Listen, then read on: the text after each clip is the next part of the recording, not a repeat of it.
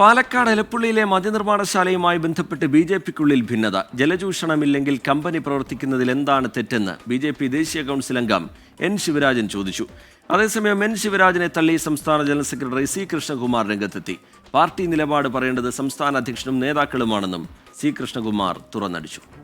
എല്ലാ വ്യവസായങ്ങളും വരും, മുട്ടുസൂചികൾ അറവുശാല വരും. ഇതിനൊക്കെ എതിർക്കാൻ എതിർക്കാം. വെള്ളം ചൂഷണം ചെയ്യുന്നതിന് പക്കെതിരാണ്. മലമ്പുഴയിൽ നിന്ന് ഒരു തുള്ളി വെള്ളം ഈ വ്യവസായത്തിന് കൊടുക്കാൻ പാടില്ല. ഇപ്പോൾ ഒരു 1500-2000 പേർക്ക് ജോലി കിട്ടുന്ന ഒരു കമ്പനി വരുമ്പോൾ മലമ്പുഴയിൽ നിന്ന് വെള്ളം കൊടുക്കണ്ട എന്ന് പറഞ്ഞ് സമരം ചെയ്യുന്നതിൽ ന്യായമാണ്. പാലക്കാട് നഗരത്തിന് വെള്ളം കൂടി വരാൻ പറ്റും. ബി.ജെ.പിയുടെ ഔദ്യോഗികമായിട്ടുള്ള അഭിപ്രായം പറയാനുള്ള അധികാരം ബി.ജെ.പിയുടെ സംസ്ഥാന അധ്യക്ഷനാണ്. മഹിളാ മോർച്ചയുടെ ബഹുമാന്യായിട്ടുള്ള സംസ്ഥാന അധ്യക്ഷയാണ് ഇന്നത്തെ സമരത്തിൽ മഹിളാ മാർച്ചിൽ പങ്കെടുത്തിട്ടുള്ളത്. പാർട്ടിയുടെ ഔദ്യോഗിക നയം പറയാനുള്ള അധികാരം സംസ്ഥാന അധ്യക്ഷനാണ്.